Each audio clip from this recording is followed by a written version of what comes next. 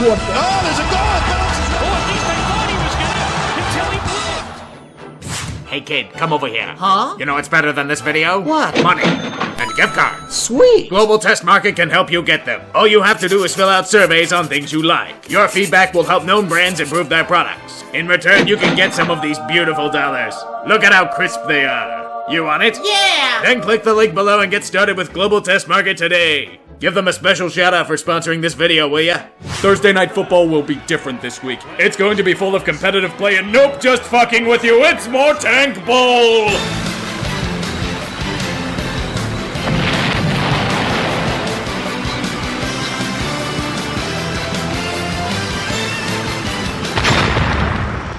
The two winners of last week's Tank Bowls meeting up for what should be a shit show for the ages. San Fran has meticulously prepared for this moment. CJ Beathard is hurt and they cut Tom Savage. They're starting a greenhorn named Nick Mullins? Who? The Raiders may be responding with the kicker that lost his soul in Green Bay, but this is perfect for the Niners. Why in God's name is Nick Mullins throwing like an absolute baller? No, Niners, don't walk away from the cliff. You're supposed to tank the other way. Tank the other way! No bueno, San Francisco. Bad touch, you're fucking up your perfect plan! Ugh, the powers of Thursday Night Football were too great for even the mightiest of Santa Clara's tanks to handle. Despite winning back-to-back Tank Bowls, has any team fallen harder than Oakland these past 2 years? Yes, you're totally going to be competitive with a bunch of old guys. Next week, Mark Davis will suffer a face melt and reveal the T-800. The football gods gather and debate. How do we make this uninspiring AFC East matchup even uglier than it already is? Why make the field conditions be absolutely atrocious thanks to a monsoon? That's the recipe we need for quality football. The reality is that this matchup turned into an ugly rugby scrum. Every yard as precious as possible. In these situations, the team that makes the fewest mistakes usually wins. Now imagine saying that about Brock Osweiler. Sam Darnold imitated last year at USC and handed the Dolphins a much-needed victory. It's a true MVP performance for this man. Too bad the key passes were caught or nearly caught by the defense. Things were so awful that Jets players were fucking apologizing to the defense. The butt fumble is in peak form as the locker room transforms into an outright shit show. Todd Bowles, here's the phone, your job is on the line. Hey Lions, are we sure this isn't Thanksgiving? Because you guys got fucking stuffed. I would say they at least put up an effort, but that's not enough of an insult for how they got a boot shoved up their ass. And then created other holes. And also shoved boots in those.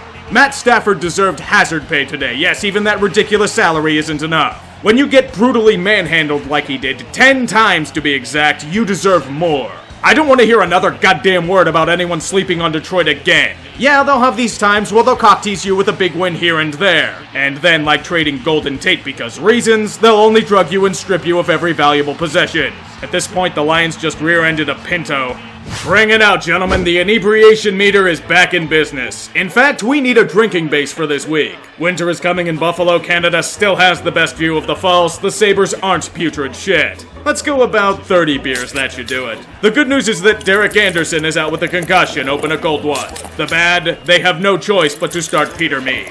Better double that now. For those of you that started the Bears defense in fantasy, despite their injuries, you can thank them for your free win. Peter Mead lived up to his reputation once again by throwing 3 interceptions and yet another pick 6. This team is fucking awful. They have fewer passing touchdowns than NFL wide receivers. Their own receivers couldn't catch a cold during the Black Death. Their defense is stretched and penetrated like goatsy, and the year is a fucking disaster. How the fuck does a drinking meter overload on alcohol? Only in Buffalo. This year is vintage comedy for the rest of us. Please keep it up. The Giving Bakery of Famous Jameis has been shut down due to health code violations. For another week, we get the man, the myth, the legend, Fitception. Ryan McGregor will work magic. Mere apprentice work thanks to the Buccaneers defense accurately depicting a first trimester abortion. This is why Tampa Bay should wear condoms while playing. At least those could defend against something. Cam Newton is playing some of the best goddamn football of his career as the Panthers are hitting a stride that are rivaled by few in this league. He is the NFL's Cobra Kai. Sweep the leg. No mercy. I'm really looking forward to when the Panthers play the Saints. Those games are going to be some fucking showdowns. I don't think I can do this justice. Let's get some testimony from a voluntary Browns fan. Man, does it feel good to be a Browns fan. What up, though? This is Big Snoop Dogg. Dog Pound, y'all better turn up this week, man. Y'all got a new feeling, new spirit. Let's go get it done, Dog Pound. There are going to be a lot of people that want to come be on this wagon when the wagon gets rolling. Hold up. Cuts back and he's in for the touchdown.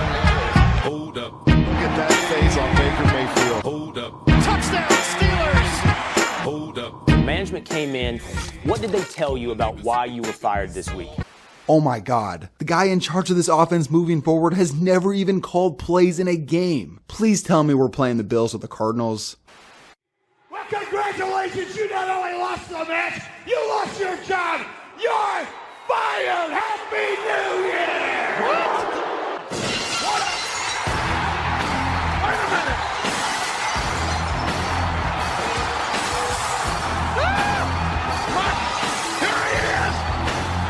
Can we please fast forward to next year? Sincerely, all Browns fans. This play is the epitome of the Redskins season. Oh shit, we're running free! The division is ours! We're gonna make the playoffs! We'll get wrecked!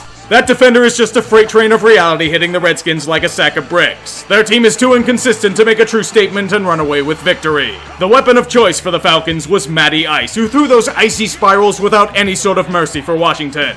Redskins, you are Charlie Brown. Keep trying to kick the football. Lucy's going to sweep it from under your feet, and then shiv you on the ground. From Atlanta, an omen has appeared from the heavens. Julio Jones has scored a touchdown. It's like an eclipse. It happens rarely, and you'll be blinded if you stare directly at it. I'll give you credit, Falcons. You've used some impressive sorcery to revive your dead season. Regardless, your mountain to climb is ridiculously steep for the rest of the year. I wish you luck. You're going to need all of it. This week, on Days of Our Steelers, a moment of fucking peace. Please, just let me have this moment. The Steelers controlled and strangled their rival on both ends of the ball, but I have to say one thing to Baltimore. Thank you. Thank you for your god-awful red zone play calling. Thank you for not being able to stop a third down if your lives depended on it. Thank you for treating Lamar Jackson as if he's a fucking hood ornament instead of a football player. Oh, I wonder what the hell you're doing if he's behind center. It sure as hell isn't passing the ball. Who would think that? The Ravens have lost 3 straight and are once again caught in the relentless eye of mediocrity. I'd make a shitty Poe reference, but it drowned itself in the harbor. Everyone missed it like Joe Flacco missed easy reads to his right-hand side. Who the hell needs Le'Veon when James Conner is owning everyone like a boss anyway? Although the drama will probably continue, I at least have a week of tranquility, even if Captain Fatfuck nearly died on the field. Thank fucking God.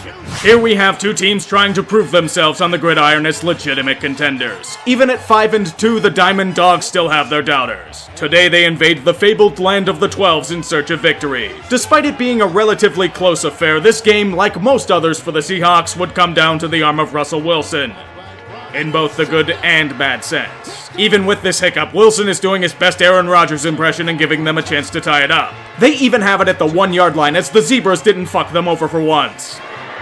Wilson.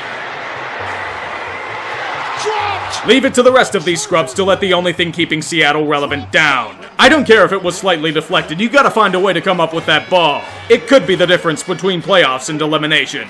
2 teams once again at different ends of the spectrum. The Texans on a roll after dangling from the cliff for dear life. The Broncos replacing them on said cliff, losing 5 of 6. And they get to play Demaryius Thomas immediately after trading him to Houston. To say that Denver needs to win on home soil is a drastic understatement. With their season in the balance, the Broncos do what needs to be done to keep it close. Well, when Vance Joseph isn't doing everything in his power to fuck up. We're down by 3 near halftime and it's 4th down? Let's try a 61-yard field goal. McManus can do it, and he can't. Oh, you mean the Texans went down and kicked their own field goal before the half? Yep, totally unavoidable, but even Joseph can't be an idiot here. The Broncos control their own destiny on the final drive. All he has to do is manage the clock properly and they'll claim victory. Hey Vance, why aren't you calling your 3rd timeout?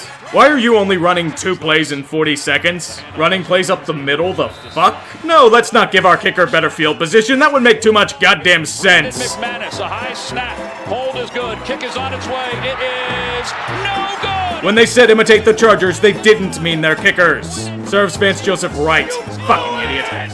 Now, here's a heavyweight bout for the ages. 2 of the NFC's elite dueling with potential playoff implications down the road. The Rams bolstering their already stacked D-line by bringing in Dante Fowler from the Jags. In the early goings, the Saints channeled the spirit of Joan of Arc and rallied to an impressive 21-point lead in the 3rd quarter. This is when Joan is tried as a heretic and burned at the stake for all to see. The Saints blow said 21-point lead. Atlanta and Carolina in particular are readying the lotions for a night of incredible self-pleasure. This is when the battered Saints army finds inspiration in their late Joan and use a symbol to rally themselves to victory. That symbol was Marcus Peters, who turned into the on-field equivalent of a trash heap burning with the fires of 1,000 suns. The Saints deliver a needed win, but made it a lot uglier than it should have been.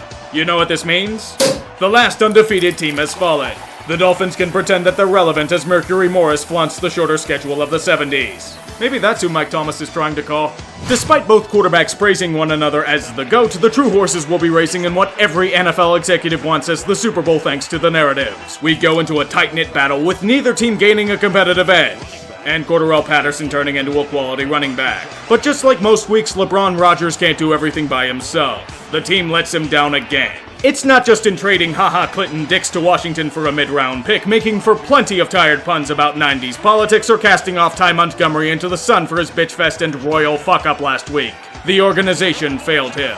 The Packers were torn apart in the fourth quarter thanks to a combination of ref ball and their own doing. Also, apparently, this is roughing the kicker. Easy mistake, the ref probably thought he was Clay Matthews. No Rodgers bailout in the world can save this team if this bullshit continues. For fuck's sake, you guys are turning into Detroit. There are few times where I will accept the oversaturation of the Cowboys on prime time. This game was one of those rare occasions. For one thing, I got to see their shiny new toy in Amari Cooper. I got to see them piss away 2 of 3 prime red zone chances in the first quarter. And most importantly, we all got to witness the entire Dallas-Fort Worth area eat a ginormous bag of shit hand-delivered by Marcus Mariota. Speaking of Mariota, that dude had himself an excellent game, slicing and dicing through the Cowboys secondary with intelligent reads and efficient play. It helped to get the bad taste of London out of their mouths and put them back into the AFC playoff picture. Dallas is kinda fucked though. They have a brutal schedule coming up, and it felt like Amari didn't leave Oakland with how he was barely used. They're staring at the abyss of another lost season. Your king is in check, Cowboys. Your move. You tried the fucking Philly special? And now, a moment of silence for all those we've lost over the past week. Unit lost. Unit lost. Unit lost. Unit lost. Unit lost. Unit lost. The football gods show no mercy. Amen. 23, Carlton Davis back on the field for Tampa Bay. Off the fake to McCaffrey. Moore pitches it back to Samuel. Newton leading the way for Curtis Samuel. Cuts it back inside. Samuel still on his feet inside the 5 to the end zone. Touchdown. What a play.